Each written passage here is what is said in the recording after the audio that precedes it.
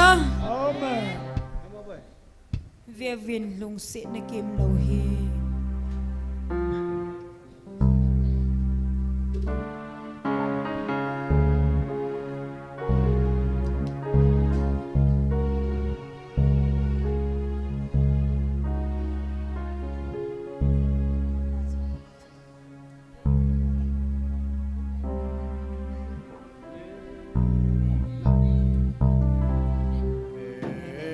Về Lùng sẽ na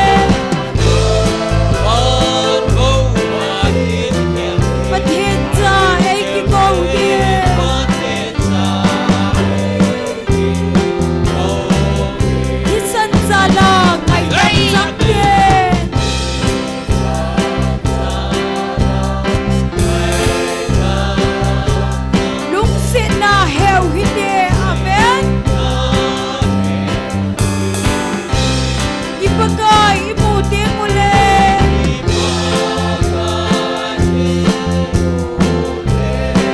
Amamel iputil. Kevin lungsin na kimlong. Lungsin na kimlong. Pansatya ay kong naunim su. Amen. Van papa ikikelje.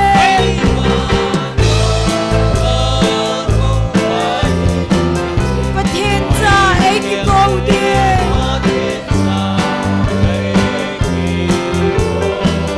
Hantay itan na di moving.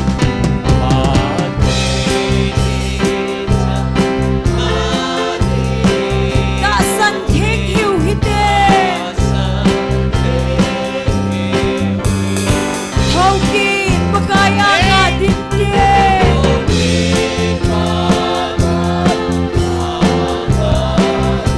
Amay thay imudiw. Amen.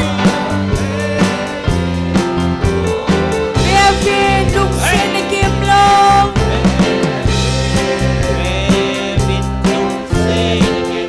Lungsin na kimlong. Pansasya ay kong naunim su.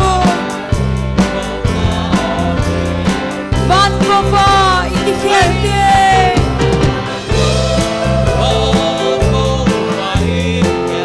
Patin sa ay kikoding. Amen. Lopina itan diw nisu.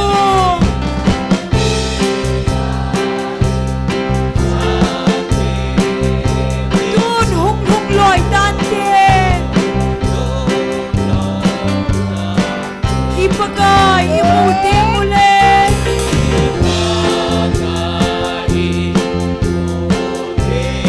Amamel iputiw. Amen. Bevin lungsin na kimlong.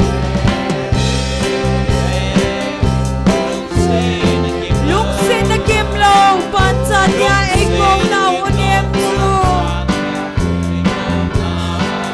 Van papa ikikelje.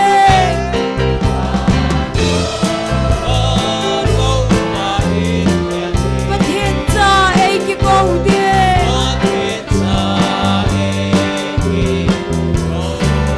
Hantay itan na di moving.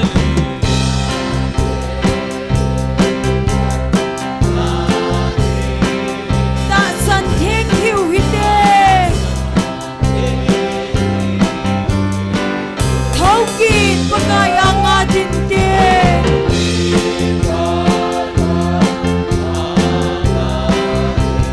Amay thay imudiw. Amen.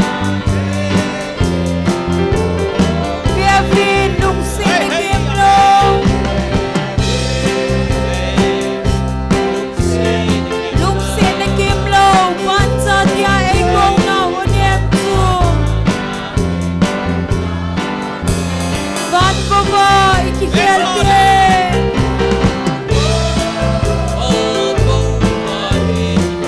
Patin sa ay kikodi.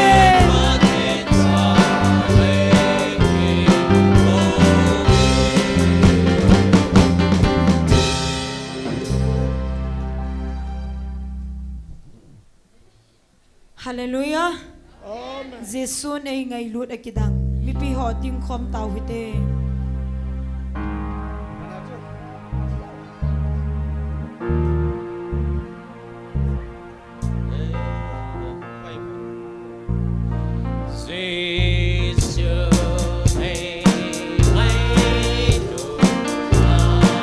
Leisin mi hem tie dinge.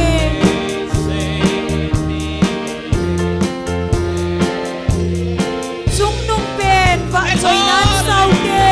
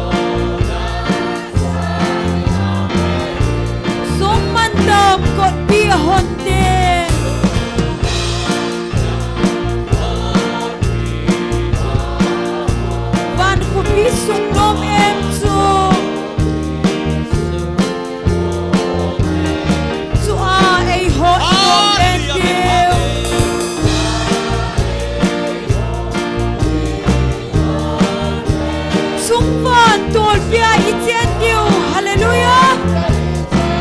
Van ka min hun diule.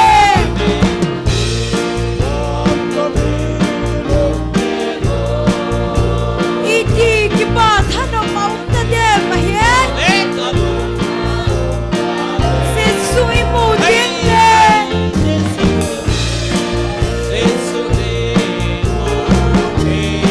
Gal son sa i au le diu. Amen. Se son ai ngai lun akida.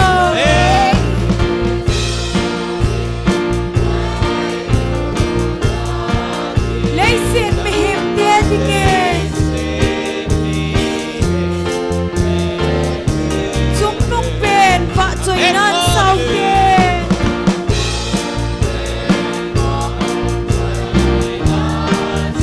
Sau hite pa choi lo. Van ga min hun ke mule.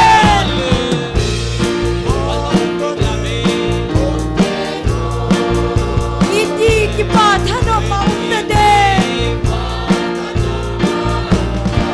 Se sui mu ding le. Hallelujah.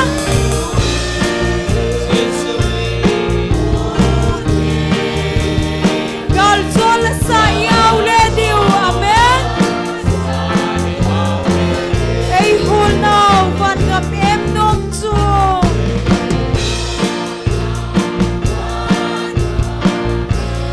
Ki chen na di mo hi. Amen.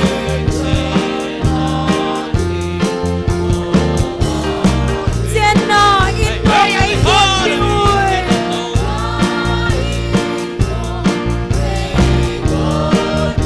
Tun so na chul ta lau ding. Hallelujah. Van ga min hun ke mule.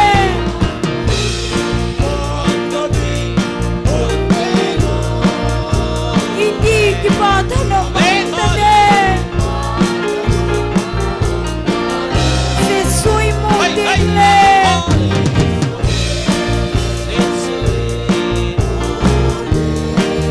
Gal zol sa iau le diu. Ima va to man koi sao.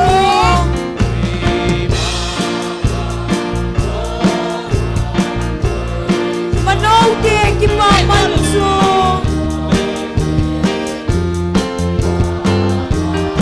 To kim na i chai ding amen.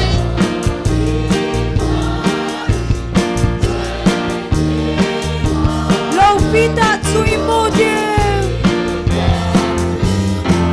Van ga min hun ding mule. Hallelujah.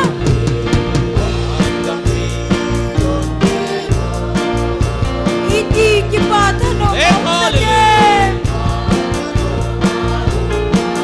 Se sui mu ding le.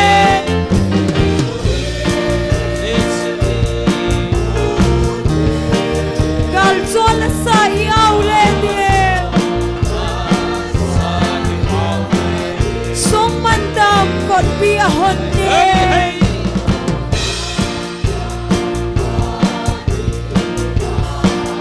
Van ko pi sung nom em chu.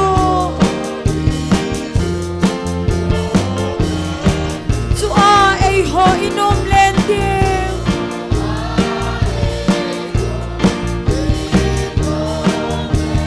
Chung van tol pi ai chen diu. Van ga min hun ke mule. Amen. Iti ki pa thano maum ta de. Se sui mu ding le.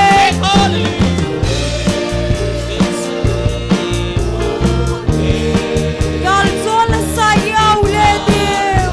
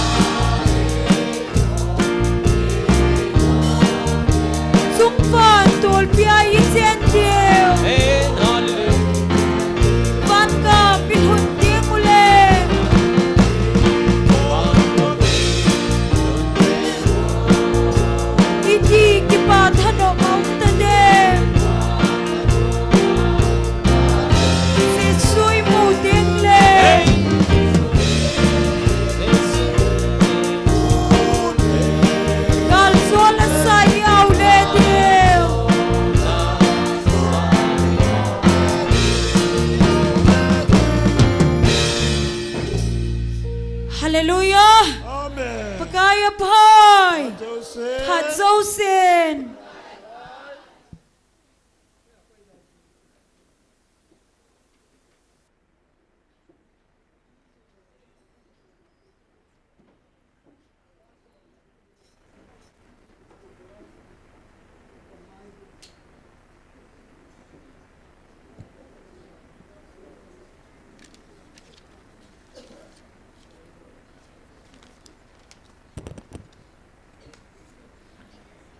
Masan online na hung pahozo sele amuna lagaw may tia hung hozo se Krista menini bon savin ni kupa musaw hatsu nung paten thangwa na ipive pakaya pai hozo sen hallelujah amen paten thangwa na ipive tu ni ke man cha na riu chom chan phung don ka ting pathen wa choila sadinga he mi thum nunga wa si nu chong neu nunga jem hoi amo changi pathen wa choila sadinga hin taw na ilam kai diu he pastor ngamlun hung hedinga he pathen wa choila sading hogun sanam din jong kan het sawen pathen hagau theng thupon kam sungsu inam pi wa dinga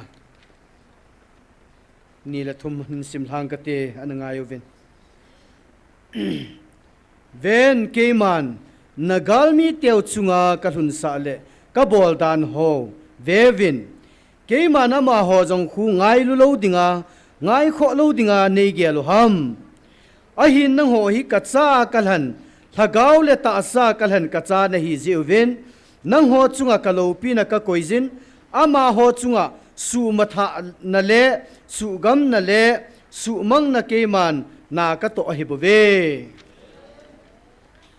ven na ho chunga thanei ding le galung put puwa hem manga hung ki panding koi ham koi umem ven hung ki gong zong ule nung zam diu a hi azi chu ahan sannaw pontin azi chu nang ho chunga pansale thanei na le tha na pi wa hi keima kahin hichi chu michaelin nang ho chunga na ato ding chu keiman ka se a hi vevin keima hung wa ding ka hitai ahin nang ho ka ho bung ka cha te nang ho hi ka tun do a ka su tup tieng le keima lo pi ta keima vantil thieng ho to nang ho puya hung ki ding ka hi ahin nang ho chunga ka kitip na ho ta salal hagawa hichini kho chu alun gejin keima hichini lo pi chu lungpon te aji chu keman kami Israel te chunga ka kitip na bang ta kalhun sa abangin nang ho chunga jong keman kalhun sa ding a hi pathen kamsung so atu thing sim do naw pathen thangwa nai pive tawna ini gel do deven amasa penen thachate ho ami man cha te ho jong tawna ne gel do kinutin ani na hin class 12 board exam chule CBSE class 10 exam tuni ki panchat hi in je chun tunia nulapa te ho zo se ulanau te ho ta san cha ten icha inau te ho exam bol ho jong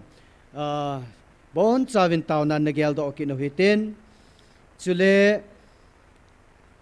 athum na hin inam sungwa Krista hin na nei lo lai ho thagaw mang thai ding ho taw pi na ananei ki no hiten hechanga di chun taw na neutin taw chaina ke ma man nei ki tange taw te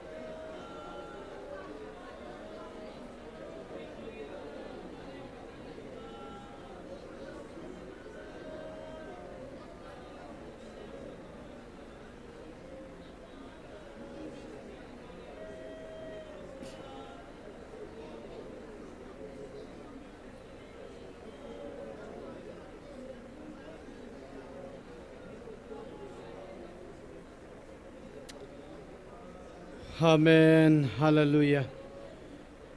At sa tao na ngay hizinga at humna subulit zing hingzing hat sunung patin na hizin namin ting katang vauve tunia zong kataw na katum na hauzo si ngay hapiva ay bulit piding zivin paka hinanga kipatu sejin ka program hauzo si nakun hinlanin huhing puna zaret Jisu minin kahung tao ve. Amen.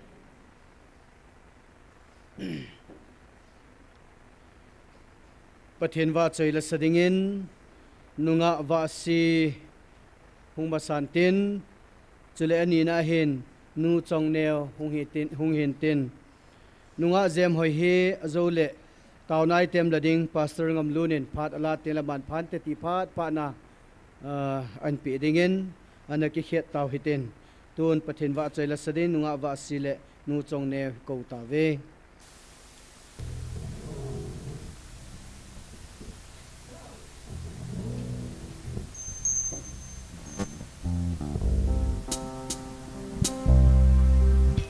Pathin va chine dingin athi mel puazan ki choldo na kona tilain sange.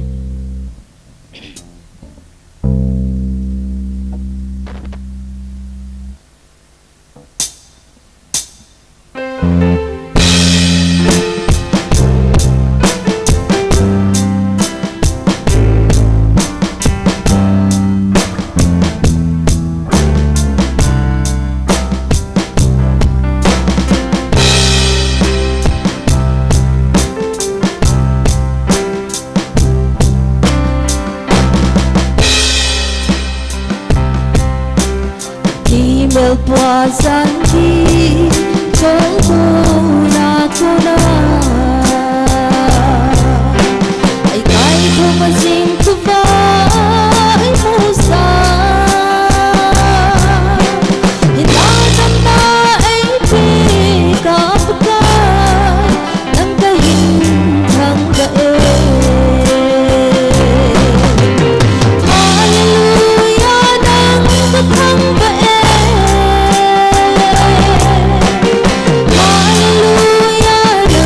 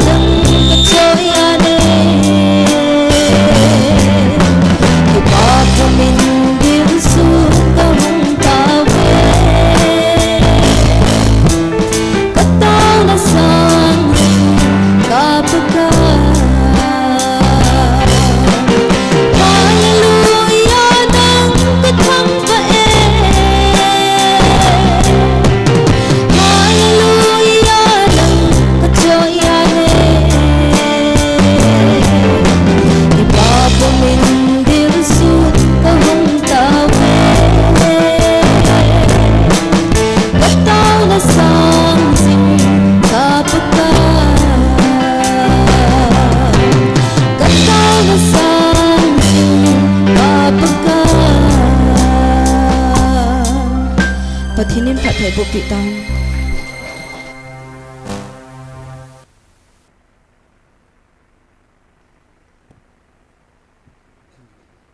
hello nunga jem hoi jong ong hun ta na ma yong ha ba na hin sa pe pe ding ani ki gong ni kan het se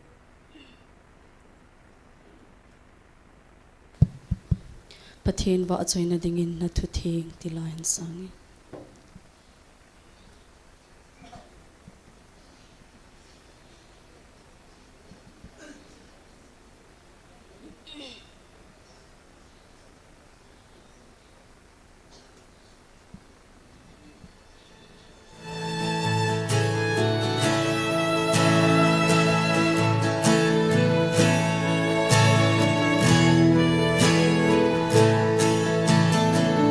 Pakai na thu man tâm ca sa na va chơi la ngày bên ca sa ca hin na tha a hát sa gì ca la gao đi đôi du băng a lung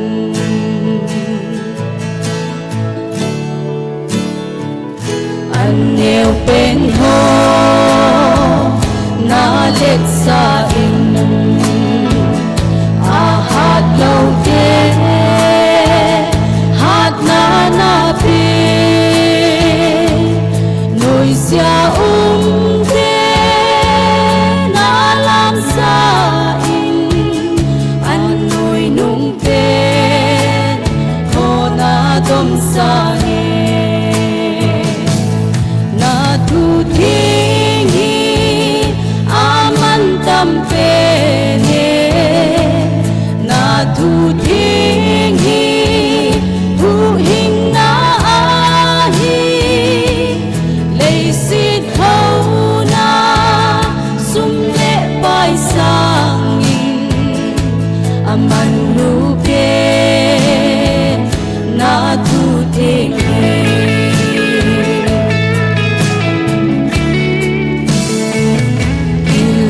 lâu thế khi lom sa pha a xin lâu thế chỉ na pi phan ngày đông sang in sang ta nei so na thu thiên hi man tâm bên ca sa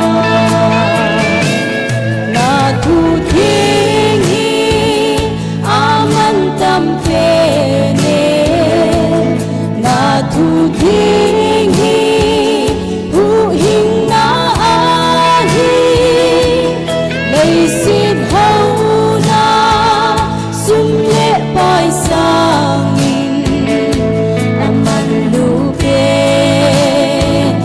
na thu thiên hi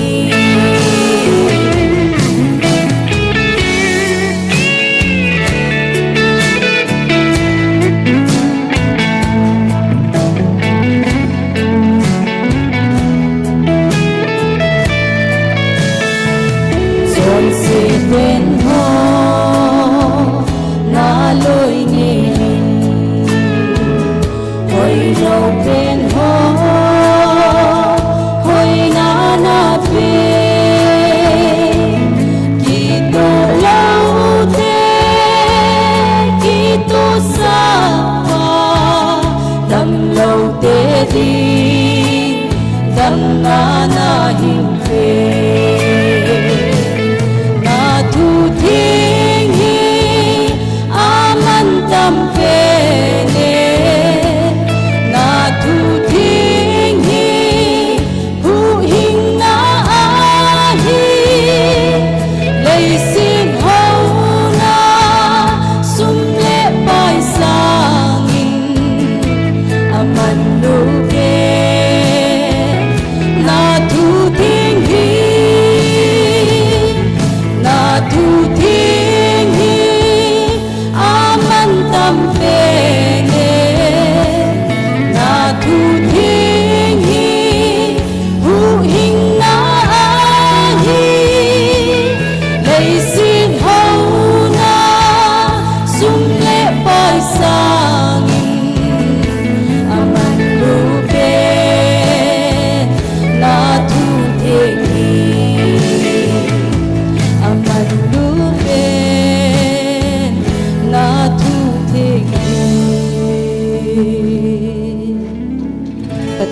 ban zawadi pathai bu pita han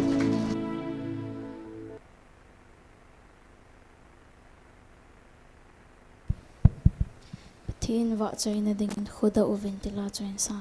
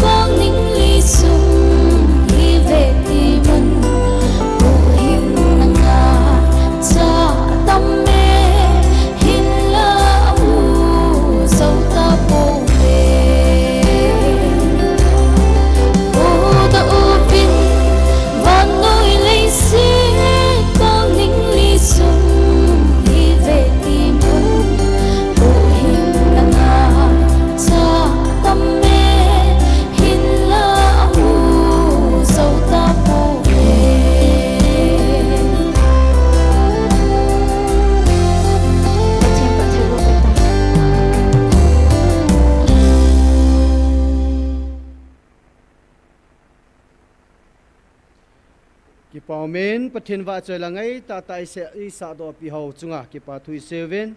amo zalin pathin thangwa nei pi ve tun taw nei lam kai pi diu pastor ngamlun aman achai chen elam kai devin phat ho zo se ama khona ne pi taw te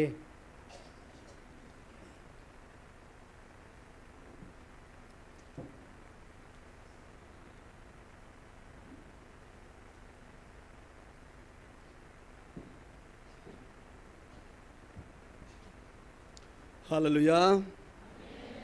Amen. Kipamin tunin zong pathin phat theina kidang ta isang na lajuvin igam sungu inam sungu ilung the diu boina chom chom hung ki panji zong le tuni chanin pathienin boi pai lovin ei koi pi win tuni in zong nampum pi dinga taw khom I utol honin tuni hi kangai tuzin ke hi phe phu thim dan ka hi ji hin kalung thim hi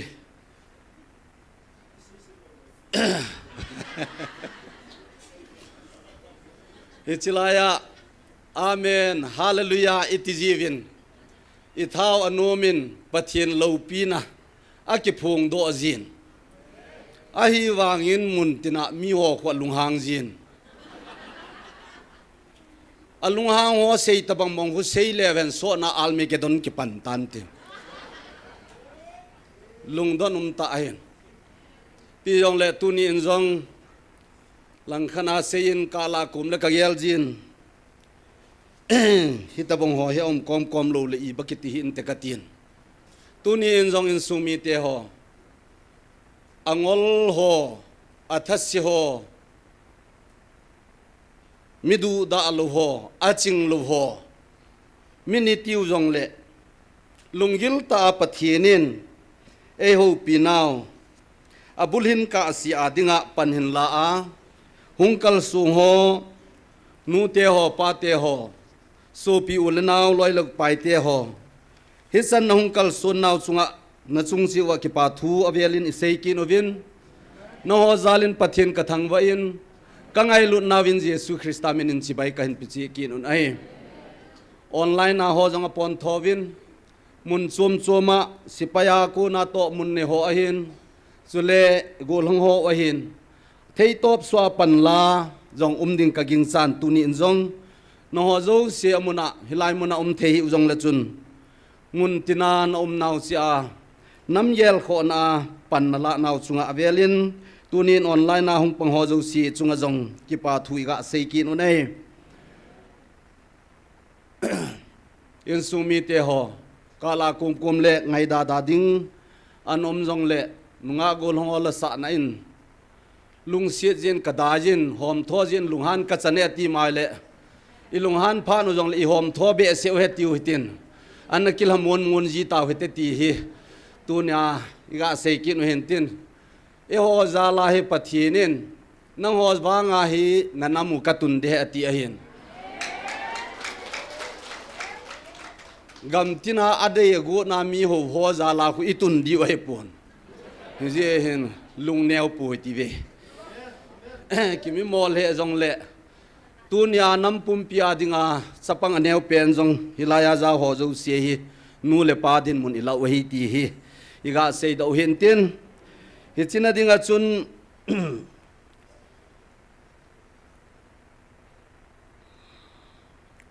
thu pho nu nung pe na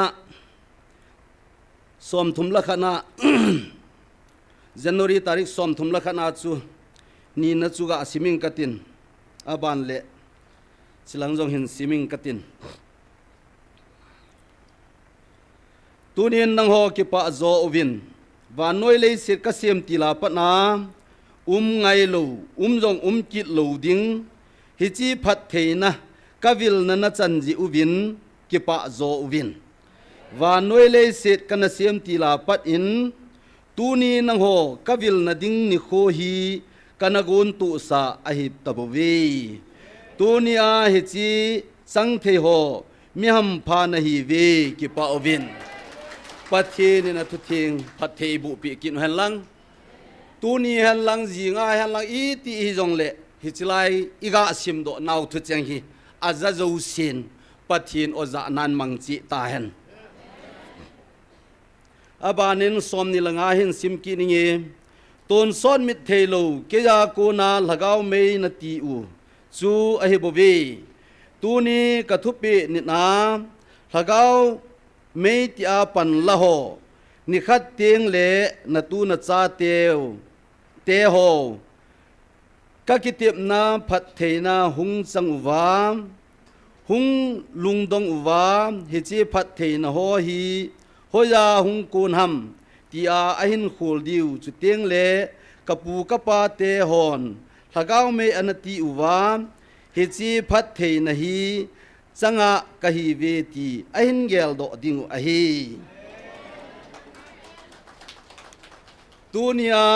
isei do no mu chu en sumi te ho na tu na cha te ho bin hoila ya ko na ham ti hung lung dong di he ti he chỉ phát ta chú lệ con nung bia hung đình hồ dòng xuân kapu kapa te hồ xuân bắt thiên lung anh to diệu bắt thiên thu pi anh nít diệu hệ ti diệu hệ ti chung tu nia ikiloi khom nào ima tho tho i se ho hi tu le cha tiền sei ding anh nei lo diệu he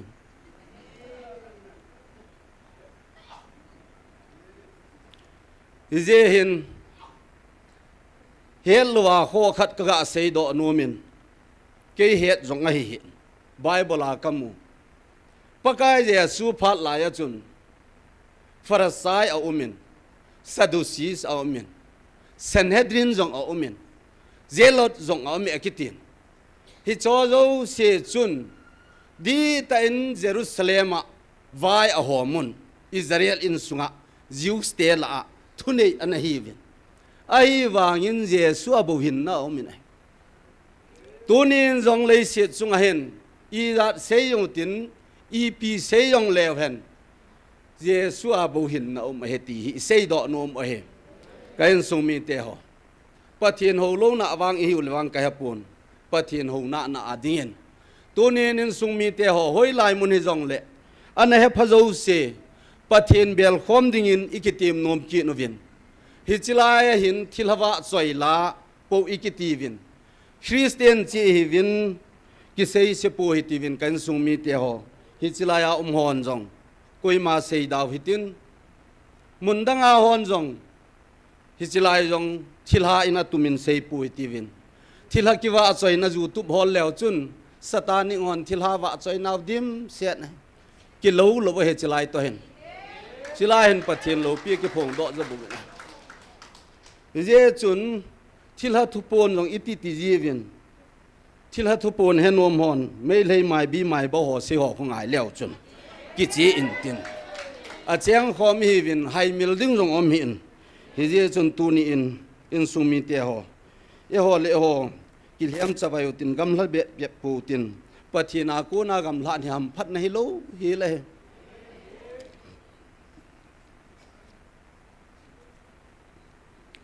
tu ni in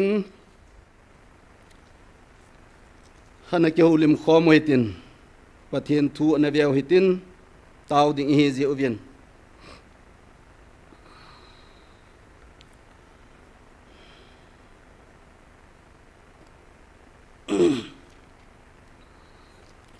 abang loyin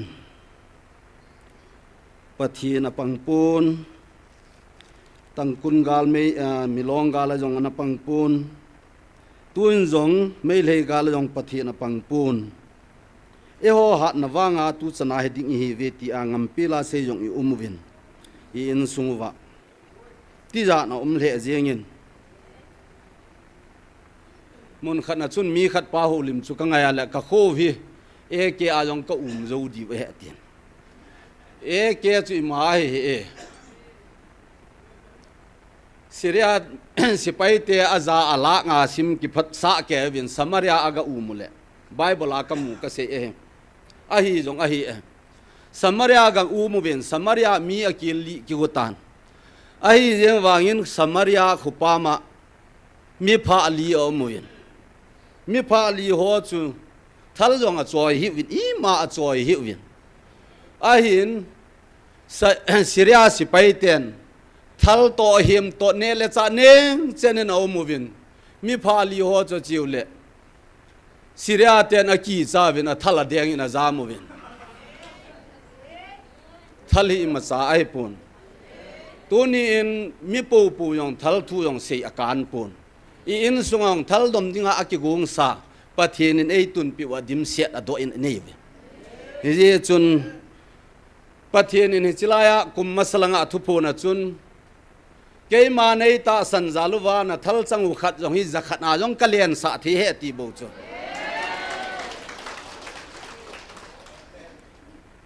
thal hi mi si mahin e ho hi pathian si mi vin ama lung de anom phot phot lew hen thal cho bai sai tan tin chi chu ka ga sei le mun khat ka ga sim do non ki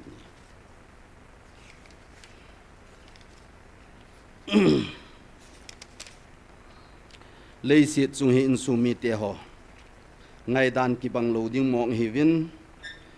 som ni lage na hin hiti na sei a hin hi chi hi a chai na hi pun thila hung ki pantil dinga a hi bobe nang ho hi chi phat thei na hi lagawa tu ni khuwa na chanu le iti ta sa azong keiman kapi da ding ham keiman lagaw bo kho sa a ngai lut na bo dinga hingjing hat chungnung na pathe no vin nang ho lagawa na kisu det tengule ta sa a hi chi phat thei na chu alung let sa a hi bobi ati kin he tunia hi pathe na lunga lhaya ama dei bangayum pha no le ka sei ji tan lei set ke wai pun ama ni pe diu hi wa na jong hi pe diu hin aje chu anei pa a hin ni pau pathin hi lei set ke wa hi pun van le lei set nei pa chu ama a hin ama alunga I umule abona chu abang abaisa mut lowa khing ti di dan hin te tu ni en jong in sung mi te ho pakai je su in Matthew bungup sang som thum la thuma chun ama san ama gam le achon phat na hol ma saleu chun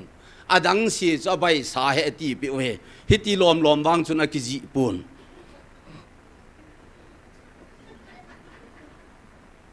tu ni in inam gen the now inam ling vai now hi aji be hi lo ai aji ai aji chu thil khat chu om ding pha na chu pathi nin ama ta in ka ko na nahi ve ati e bible hi ka ve nahi le alo chalda ni Israel te le even I thuman lo hi iman lo dan danu hi isei ngai lo dan danu ahin pathi nin hi chilai ai ho pi na wa chun ani kho khel chu ka hetapun asei na chun kami Israel ho kasasa kana pui bang chun na ho hi ka pui po ve ti chu hi chi sang a chun aha zoi aje chu Israel te chun alunga to lo pha le ta sa a alhen a hi ji a chun lei se jong a po ke sa aval hum sale ki chai pai a hin full stop king a chet chen hi chu to ai ho hai full stop mum lo chu ko ma a kho ten le ko ma I koi pi o hin full stop manam thelo aje chu ngai lu na van go lo te te dinga hi chi wa se na chun EPSM ti le hi chi tabang chun na puyu lang agilo pa ki pa de he ti chu hiya chungai lu na nei tai puyu a hin tunin ka ngai lu na ka phat theina ka puyu hi keima do nan na mang ta ve ati ki chu ka ti thila poi mo dan chu hi je chun kan sung mi te ho hi chilaya mundang danga ho wang chu to chum hi tan tin online a pang ho a hin chule hi chilai muna phat chenga zo chana hu ho lada lo hela pan ila jing di hi aje chulei se chungan I zanin hi pi ki sei jong le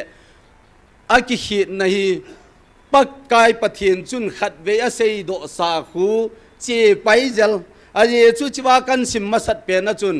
sem tilak I macha masanga ko na kana gut sa ai tai ti tu ni chana kum asang I ja che di tam ki pel lo en mi hem dan sem le mi hem thu pi wang chu ki pel le le e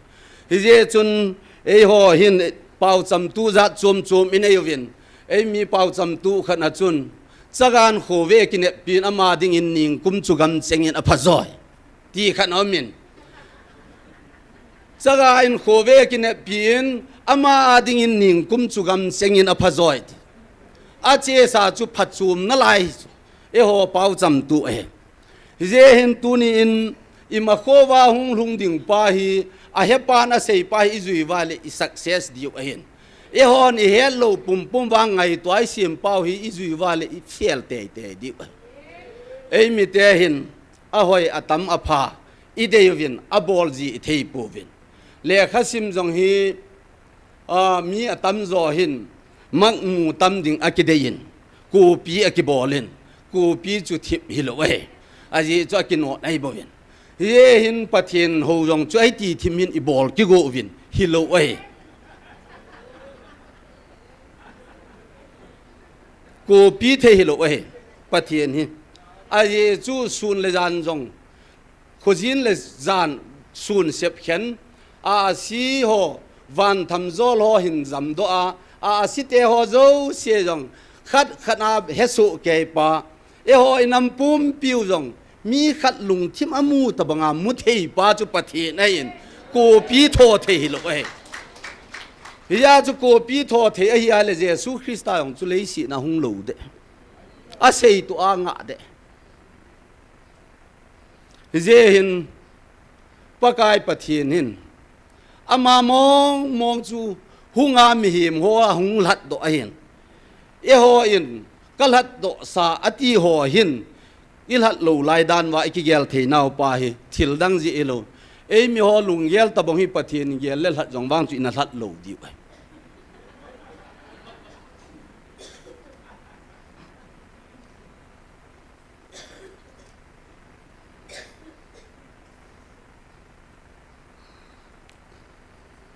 Bible sang anasimoitin tunai ga sim do divin ikitil kho theina diwa taw ding hi jong le hen ikitil kho lo a kho en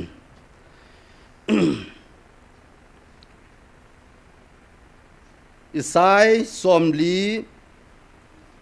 sang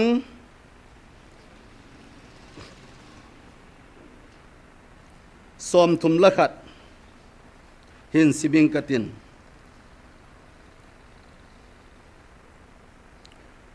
ama wang pakai nga jing ho chu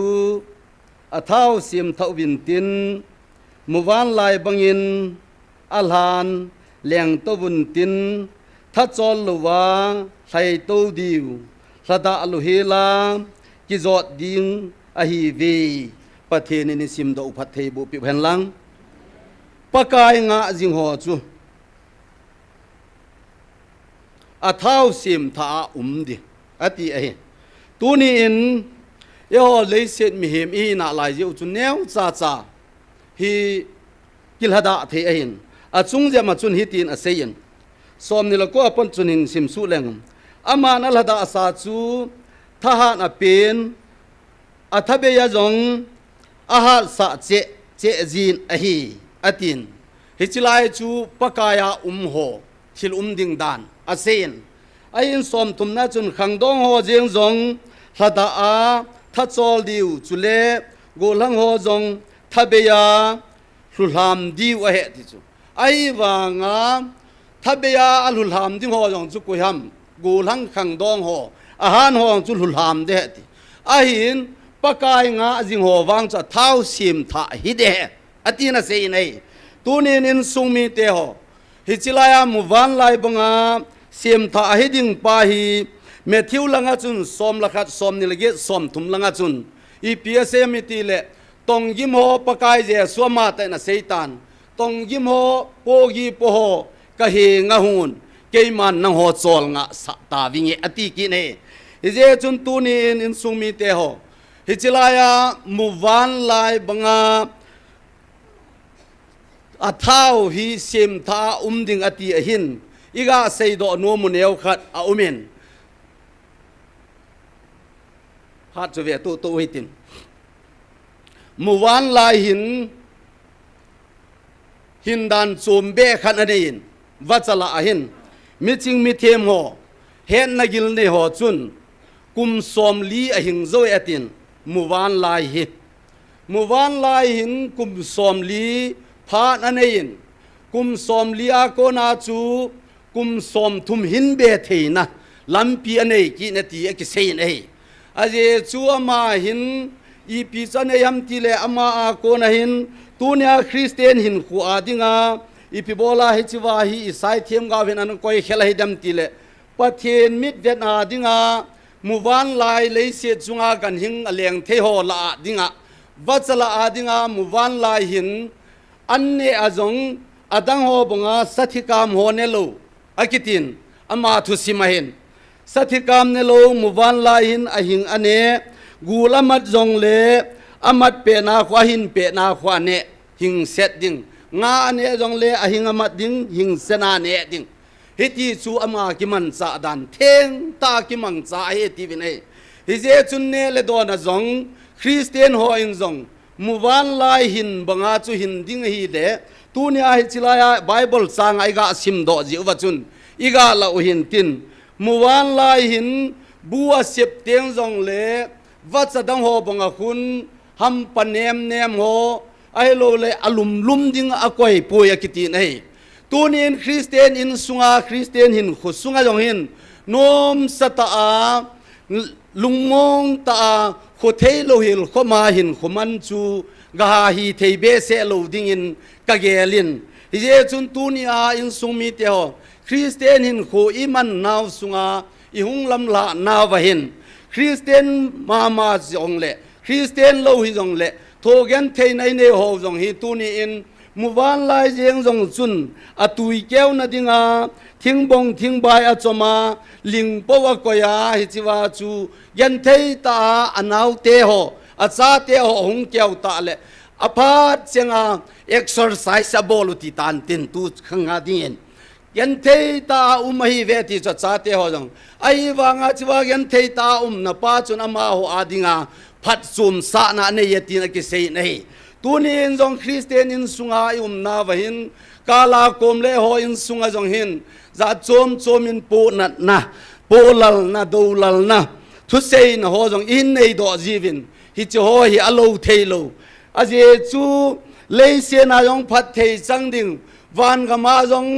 ต้นโซนาเกมเทตโลดิงปะเทียนก็มาดิงจูอากิโลปาจูกิสลัลดิงโมงฮิตีอิเซดอโนมหินเฮฮิเจจุนมุวันลาจินอบูทิ้งกังปวสนาลุมจงลุมโลยันเทตาซาเตหอนฮิวาโกนาจูทหารนักกิจหานนันเนวบังซุนเอฮอนจงตูนีอาฮีคริสเตียนหินขัวตูนีอาอจวาละดูดาฮีจงเละโกลังนุงอาโฮกิละจอยนะลาอิกาเซวบังซุนเอเกลขอเจวาอันเซนละเลเวนไงหาเบเซปุนตินนี่ขันนี้อินเอเวนจิลิสปูอินปาสงามลุนอโมเมอินฮิจิฮิเบเซโลเดตินกังไงตัวจิเลมินกังไงดาดิงอาหินเสียกังเซลาลุงฮันดิงกังไงเกลจิเลอาโจพาเลกิลุงดำทูกิดิงไงจีคุณอินกังไงเกลเทจีปุน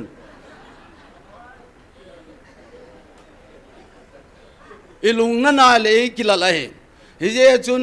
ส่วนนิลมจานเขาว่ากุมาลุงฮันเจลปุนตินกิลุงดำทูดิงกติจีเองฮิเจอินตัวนี้อินสุมีเตหอมีเหมหินโคฮีอหิงป้าเอมากิปูดานไอบุวินัยฮิจาจิตาสาวฮีปะเทนินเอมาหัวอาฮีเฮตเทนลุงทิมตัมปีเอก้อยเปว่าฮิจิตาจุนมีหิมขณะไอเสียมว่าอินโซลตัวเห็นฮิจิตจูเอมากิคอนโทรลดานทั่วเห็นฮิจจุนตัวนี้อินจงมุวันไลบังอาจิงเทตาหินโคมังดิงอธิลมูดานสังหุยปีตะบังอินนุ่งจงเละมุวันลายวัดสดังจุนหุยเลโกกิทัวจีองเละกิจายติวจูไอวายินอากากิเหตุกุเลฮิโลจินมีเซกิเซอินมีจิงมีเทมโฮเซดานะจุนหุยปีนุ่งจงเละมุวันลายดิงกิจานะปุเอติเอตัวนี้จงคริสเตียนหินโคเจโดลละหินอีตะบังอินเอมาตาสันเอมาเลปะเทียนอีตาสันเก็บฮิโลดิงเอมาเลปะเทียนกิจบนาปาฮีอีปิทุมจงเลไอดีเจนาอีเฮนาอีเฮเชนเวลนาเลกิตาลูนาดิงโลเฮตีกเซยดอโนเมฮิเจจุนตูนินหุยเลโกยตะบังกิทัวเฮนลังหุยปีฮัดจงเลมุวันลายนมตาโทเทนปาจูอีปิเจฮามิตีเลอามาปาอามาโกนาเฮตเทนปาอามาโกนาคอนโทรลเทนปาจูปะเทนินอาซาจีเฮเจจุนตัวนี้จงฮิจิไลมุนะไบเบิลสังอาจงคริสเตียนหินขวาชีเวลกูเลนอาหินอิสุข้าปาดิงลัมปีอาหิทิลิจานจงเลอิกิเวนโดเทนดิงอาจุนฮิจิไลไบเบิลสังกะซิมโดนมจีนเวนตัวนี้นินสุมีเตโฮมุวันไลจุนจุดตบังตาจูทิลเฮดเคนเทนอันเนียอาฮีเลตัวนี้มุวันไลสังอาเอโฮจุงนุงโจปะเทนินเฮเทนลุงที่ไม่เปวะหินลุงกิลตาปานิลาดีวะฮิตีกเซยโดโนเมนอบานกินจุนกุมซอมลีหิงจูกุมซอมลีอลินเตงเลมุวันไลหิน อีเปียบอลัมตีเสยกีนุนกำทิมามีปูปวินาสูขานะเทจงเฮโลกันหิงอิมานจงอาสูสัตไวเทโลนั่นละอาหินนิสอมลีสุงินอามุลหุงท่าเกเทนดิงอาหินอามุลมาซาโฮอากีโฮซาเทโลโฮจูอัลโดเอติวินเฮ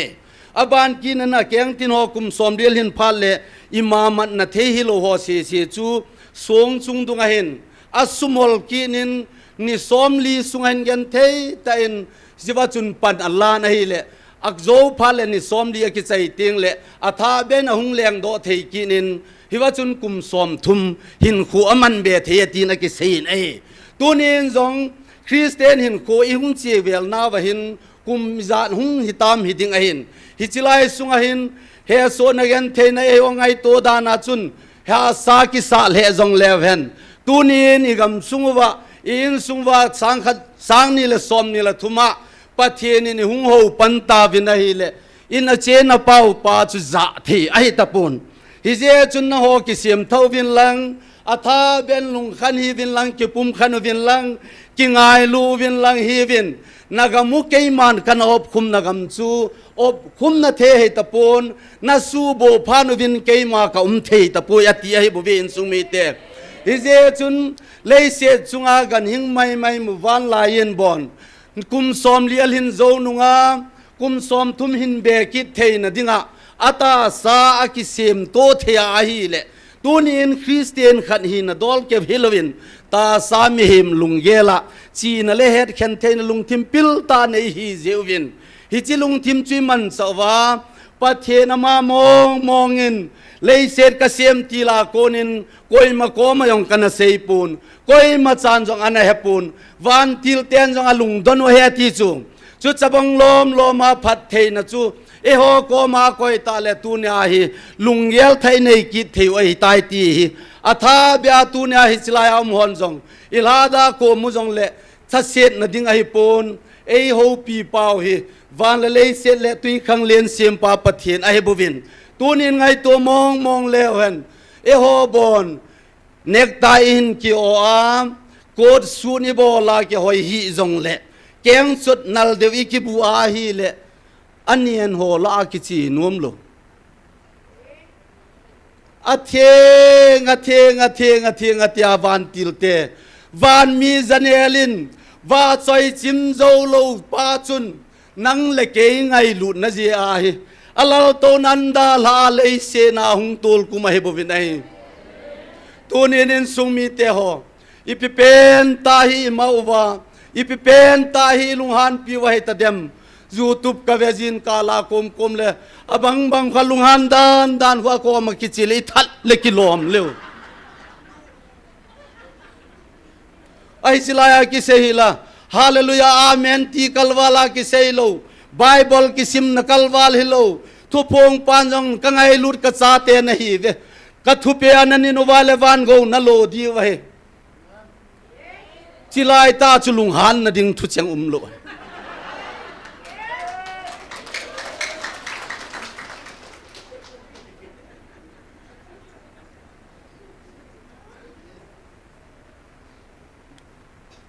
กังไอตัวเลปะเทียนเราเห็นอีเสียมเขียงมุยดีตามอินน้ำมุย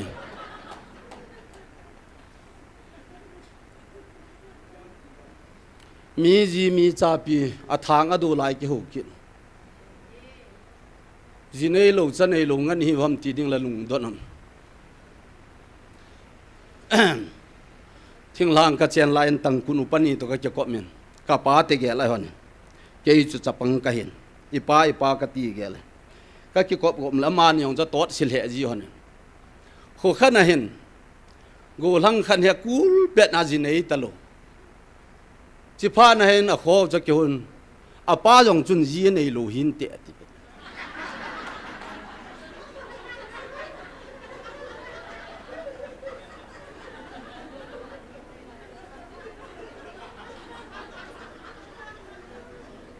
น่าหอนหอยลังนักเยลจีวังกะเทปุน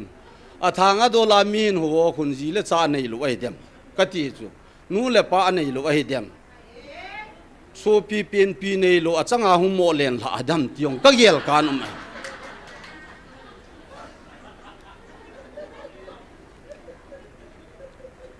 Bible hi ka ven Genesis a Pathianin numeile pusala asi mahet chang som nil sagi lang khun ka ngai tu le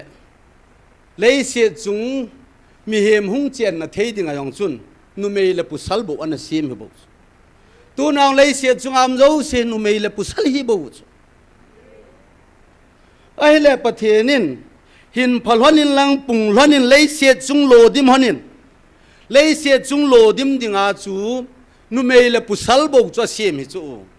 ai le tu ni a jong i ho jong i bon wan numeile pusal bo hi chula i pi chu hoi lang i hol jiwam hi bang lom lom a hen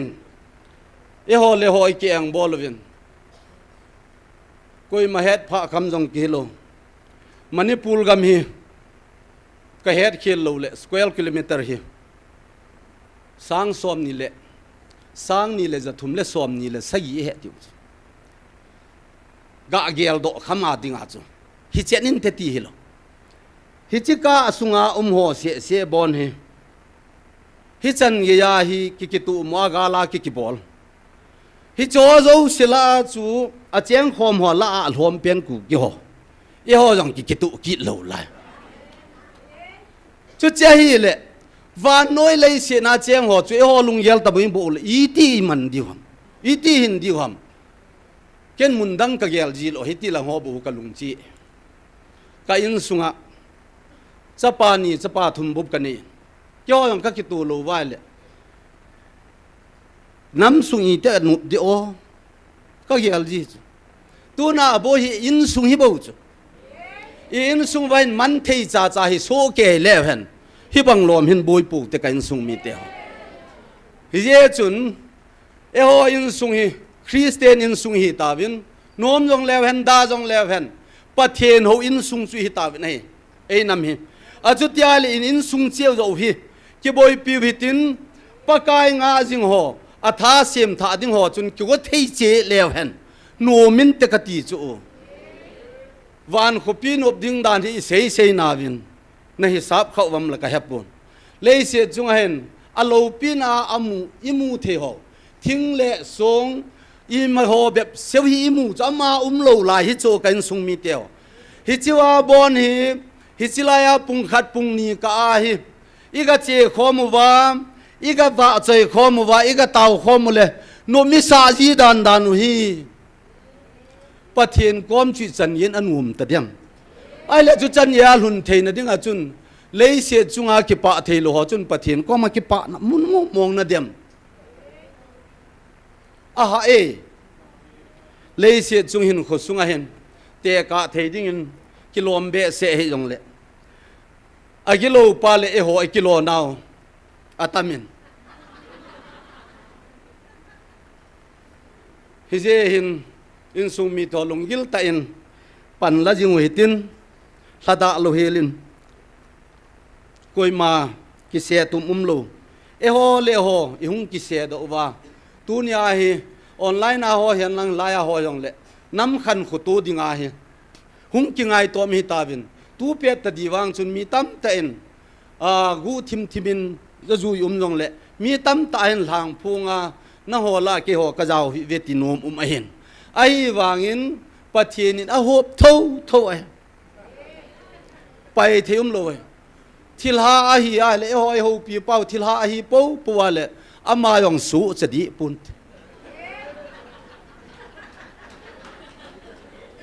a ye chu na nam pi wa ti bo na nam pum pi a ti oi bo be Pathian hin yo pi pa hen so chade de lo de thil ha hi po ai wangin Pathian a hi nge a hi le ama chu da la ai de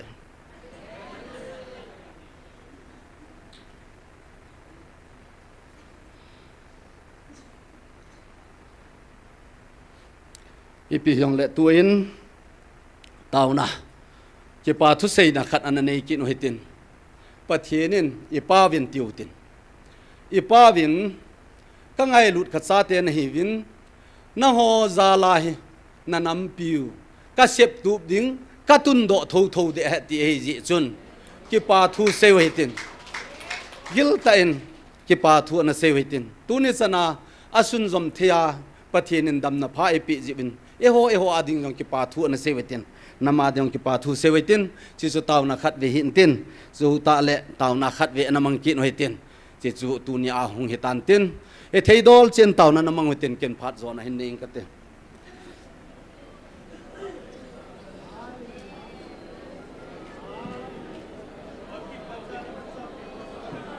Olo pipen ngai lua ka pa hin sing ka pathin na phat thei na kidang ta nei chan nau pa ka ni sal ha tha nei pewa ami mo lo nga nei koi wa ha se lo nga nei koi wa ka he so nau ka gen thei na wa zo he so lo wang le gen thei lo wa lungol na nei pewa tu ne chan nei pui hoi lau sa ka kipan pa na min lo pi ka thang wen du ne ne ko in zong in sum mi te mun cho ma ko nen hung hai ko men isilai nang ma thu pe ho nang ma nei ho pi now hi kil ta gel do jin thei di hin ko dang na phat pa nei pe now ko hi lo wa pa kai nang ma mo ngin la ga wa nei bi lo wa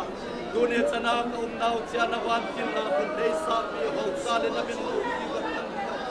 kai sum ma boi na nei kai pe lo jo ka ki pan pa na bin lo pi ka thang ko he pa ko ni o nei ho pi na ka ngai to silai puna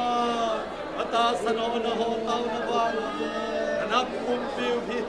su tho le kun dinga he ko ni ni silai pan na ho adin bangin pakai ko pan jo tin ni be o do kan le pakai la sa na ma sei jui judai skaro ni te pa o nei se lung ai na ta sa lo sa sul na pa ya ko na je no ka pat te e pu pi pu ma ka na zo do bangin ko ni ti chai bu na pan no ho zo se lei se hui pi hum kinong an la chom hui pi so ho za la hin azo kala nang ma na sei le chai le ka pi thu ka chum am ta ja so lai to ji o ka do zo the na di bin pa ka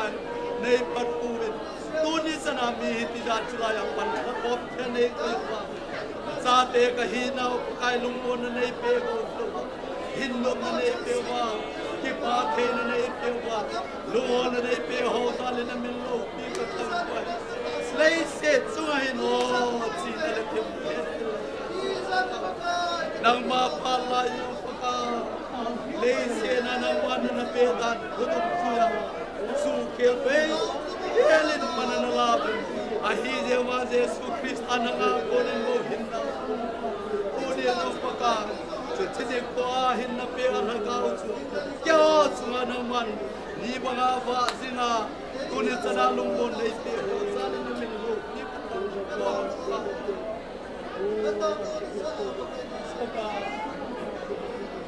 lấy xe này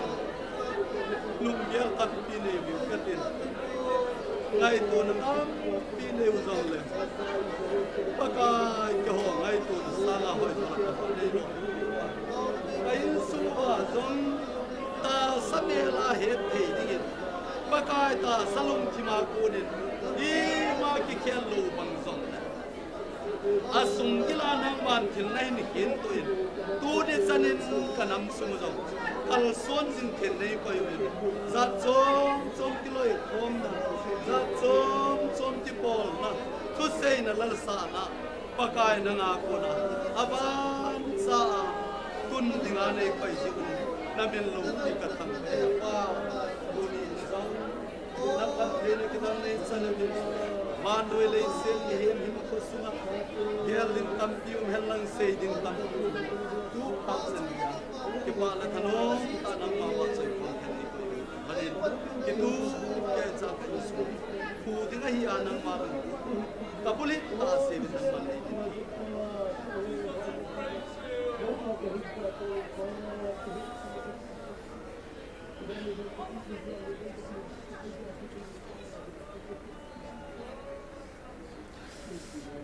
cái bộ về pa na phát thế na nay chân wa nay hậu pi na ho tu ni sana yel do jing thia nei ko yova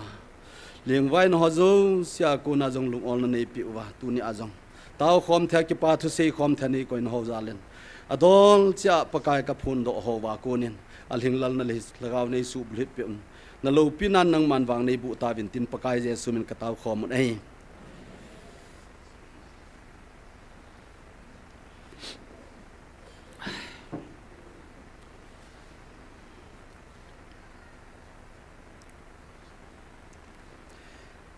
ki pa men phat bi khat taw na chu in chai ta vin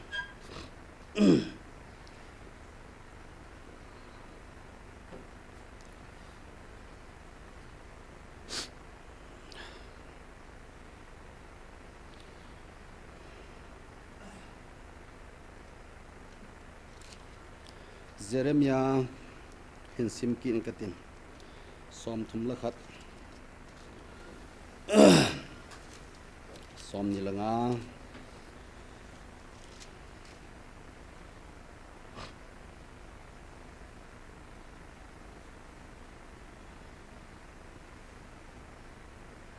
izena miti le keiman lagaw thachol zo se kawa wading chule lagaw he su lasam zo se chu kathalhin sa ding a hi ati pathinin isim do bible chang phathei bu pi lang pathina hi akizanin chilaya hin alhada ho alhasam ho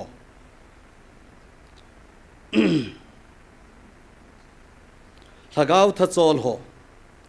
aman sip pha dinga ki gut na bible chang iga seikin wa hin mi hem hi ikitil kho kho jong le pathina pan lo le ha san mi hem hi ki pa cha jong le aki ki pa cha sisu nomen chi sang in pathin thua hin tunia bible chang hi eho in sunga hin hichilaya hin bible ka ovin bible azang thapu bible pa ma jong itivin bible pa ma hi mala sanin hichilai kum khat kum ni kum thum tabang sunga hin bible bung hi tam khop mai ei petavin kangai to le hichiwa ko nai kila ahin aye chuama alfal omega ahin ama umma sanga chu bible ana hile pai lo thei jong in ka gelin zowa hi ahung ding a hi pon ama phat hom sunga hi ama thu a umahin athua hi kila do a chiwa bible changa jong hi eho tua keiman ka henai te hun bible chang ape tha che hin tunin hi chi pe tha pa chu isim do nawa lagaw ladai ho lagaw tha chol ho kai tho dinga ki go pa ma cho hi ji chun athua hi ji chun bible jong aza tho in tunin akipai na jong omde pun a hop lal jong omde pun ahin bible a akipum la pun mundanga akicheti na jong omde pun ahile epet hi divem tunia ichon nam la ho in sung vahin bible to ki to mong ahin ichon mong na veti hi I umule koima ding ka ging sai aye chu bible ahin kingai lu vinti bible hi ga het theding in at pumpia dinga akowal pen chu zon bung thum chang som la khup khu bible sabi iti diwam bible he na chung hi ding ahin ai wangin chiwa khun ngai lu ai bovin pathenin van no ya ngai lu jin achapa chang khat ape ti bo wahin ama mi he mo ngai lu jin athat do tai ti lo ai tunin kan sung mi te ho hoi ten ngai tu phau hitin nizako ahung waltan eho ha nai pun kangai to jin amasan jong ka seitan pathienin lungleng wa ai koi lai to wachun 2003 la ya chun 2023 langa chun jun july la chun nizako niza sagi na taw di vetile koi ham chubong lunglen lai ta angap chading ai wanga tàu na mei ti kong vô mit sa hi vin sun zomu vin azang khai dan chu sut zop ding iga ataw le tunin akumin ahung che tan azo nei pe pau pathin lo pina sang hen lang tunin zong in sung mi te ho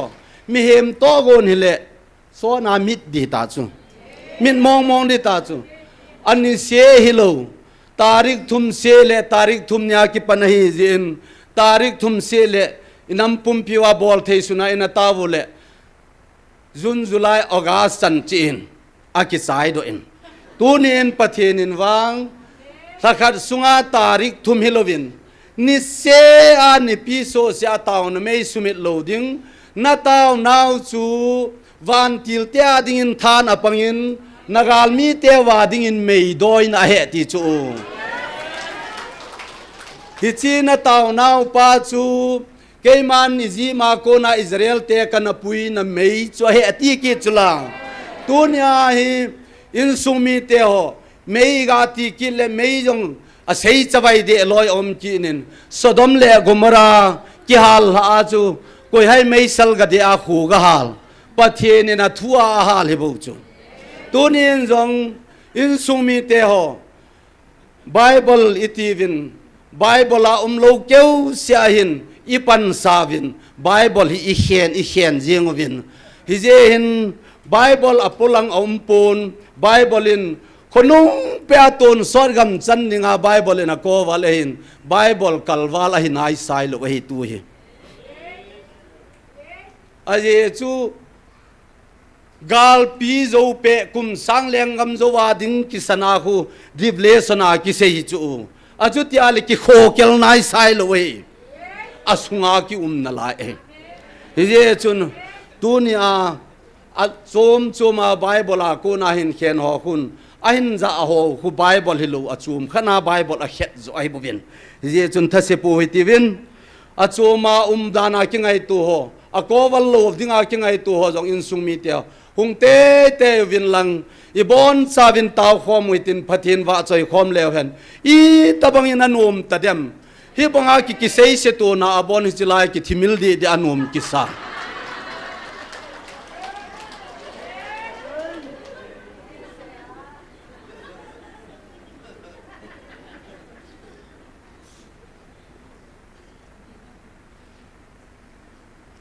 pathin hoi na le lo pi na he ki dang be se jeng hi bang lom ma thupi sun le jan jong umhen ati pa chu tu ni a he e ho lak som jong kilhing lo ho alo ma lom ho he I hung vi lo he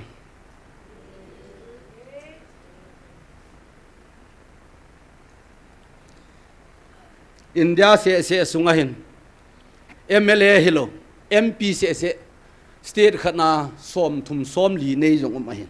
I hon MP khat jong I nei ai wang in ka ngai lut ka cha te ka go lo dinga ka len do na heta ve ti I ti ki pa hamin sung mi te ho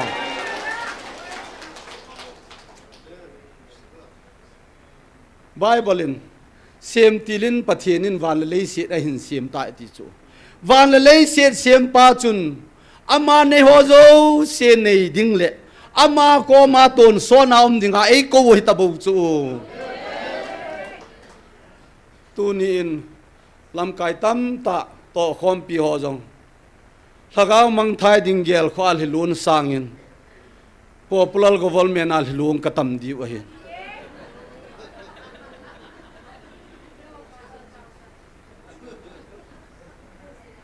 government ho cha ti ta ve to in sung mi te ha in sung hi ki sem tu muhitin pathen thangwa na chun iplung thim pum pi le lagau pum pi he na jang thei phot lew hen in sung chi pi nop da ding ham in sung mi te ko ha ma kin ding pathen to cheng khom a kin ding ka he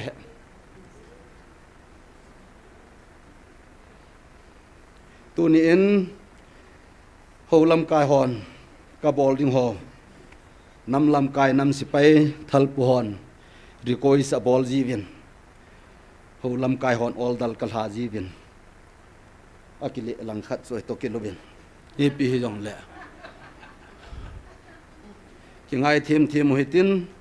iki hom tho ji wa iki ngai lut ji win lao hetin koi ma damuna lut ding iki phal povin ken jong koi ma ka phal hin ke jong koi ma ni phal ding ka ging chapun iki hom tho ji wai sei ji hin tin tu ni in hijlai muna tu ki se ho angai ma hon jong in sung mi te ho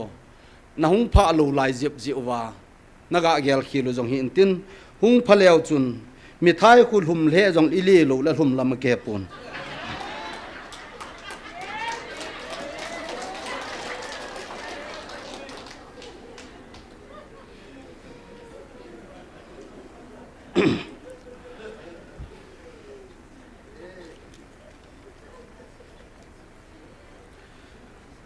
tun tao na khát mang hitin tao khom chin hitin a chai nei zolzam hausapu kapa in hin mangin tin kapa haupu hausapu in mangin tin chwa dinga chun tao nai tem hoin phungin katin tuni chana online a hung pang ho dingin ga gel do hitin chule mun chom choma pathen thu phun ta san na ji a lungim na tu jong diu kat ying chan amaho zo siding jong ga tau pi hitin sunaban kinin inam sung wahin sipai ho le gamwa ho tiu tin thal dom masin ho hin pathin o hi achin pha jep mobin adang ho hin chin pha lo bang jong le thal dom ho si ding gamwa ho ti jeng ho hitin thing noi ti khel hi jong le hen sipai ho jong ga ho moitin mun chum ma ho jong yan thei ta a to naw duty apana pan hin la jong chilai muna ji wa hi ji chun aban kinin holam kai ho an jong to ding dol he abang ta Jesu Krista ngai lut na nei ta a ka to theina divin holam kai ho ding in jong nei taw kop kin un lang chuna chung chonin khu le khu a house sa ho in jong agam sung pathian thupi dungzu ya tu ban no na he su thieng na nei wa khosung le weng sung ngai lut na nei ta apan ala jo theina divin ana taw pi utin anunung pe na dingin lagaw mang thai ho tu ni chana pathian lam jong theilo lagaw ling vai ho a dingin pathian an lungwain hei theina dingin ana taw pi uitin taw chaina zoljam hausapu pahau pu in hin mangtan te tu ni theidol chi in kan phun ho ading chun taw na nei ta ti ve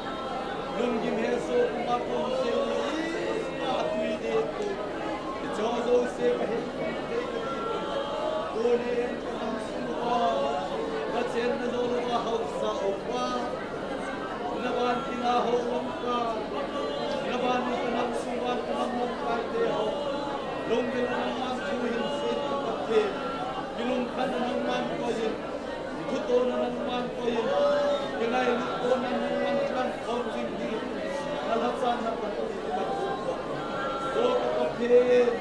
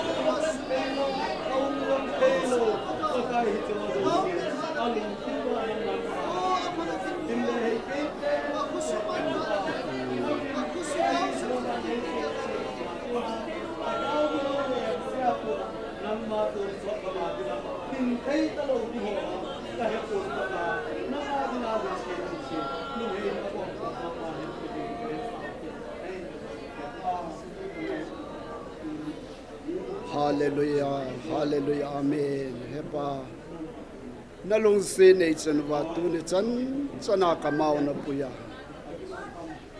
Nang ma ko ma hung tao jing thea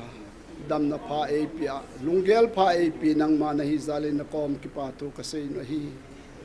Tu ni kho a jong pakai ka pa sol pu a ko na nang ma thu cha nang ma thu gu a head ho na mi pi te ho anga on lui do ho hi mi pi te hon jong kadam pi wa ka phat pi thei na diwin pakai nang man ahong ke sei do ho zo se agilina thu in sang na hi e pa nang man mang sa a online ve ho zo sen jong nang ma he do da nei thi ni din nang man ke thu pi din na ko ma ka tau pi na hi kanamo hinang man nei lung sena nei khutu na zala ka galo kamel mateo zong pakai Australia sepaite Israel te kim velaya amo chapa isaito Ezekia lengpa na koma pan pingaya atawa nang man na san pi banga ke o nam pi zong pakai kanam se paiteo thal dom tele kalam kai ho ka pasor ho nang man naman sa te ho lung na chim ta nang ma anga ke se do na zalwa tu ni chan dam ka hiu ti ka mun ka ki pa e pakai tu ni chana thal doma pan ho zo se yong na din pi in lung mong ta tu ni chan gya koi ma cha ti jalowa na koi jing zalin zo na ko ma ki pa tu ka se ne hi ama ho na pan pi zala kanam mi pi te ho jong lungmong lamonga ka hi ve ti kamu in pakai na hat na zala hi ti kamu zalu na kom ki pa thu ka se ne hi ka ho lam kai ho ka pa sor ho he thim lovin hilai mun ana do zong leo he thim na lung tim nang man pi a ngai to na thakha na pan kala khom wan na lung hlai na ka bol do the ni diwin ama ho jong pakai alung gel ngai to na ho nang man hilaman hai pi dingin jong na ko ma ka tau pi ni pakai ke ho zala kanam pi na tun do ding na sei pau hi kanam pi wa dinga ke ho nei lung sit na le nei kho to na zalwa nam pi tun din ding a hi zal hin pakai ataw ho hin ta san ho zo se yong ka din de thewa ka pan det jing the na divin e su boy the ding lagaw setan za chom chom a thunei vai bol ho hin lang mi hem chi na za chom chom hi yong le cho zo se la chun ka din zo the na divin na lagaw nei din pi wa ne pi di ngai na ko ma ka taw de hi tu nu khen ding kai taw jing ni kho zong le hilai muna nang ma lagaw me ti ko khom ki the din kamao e pui ki dingin kapakai Nazareth Jesu minane hi nga kong tao hi amen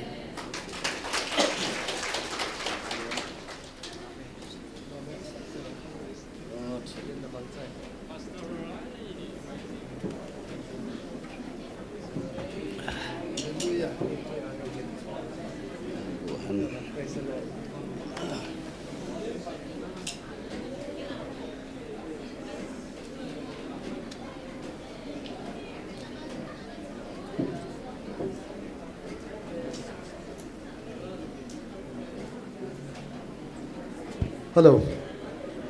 Lazila anapang ho tunhla punguble kisu to di tichu ana hai loading avel han sa kan neve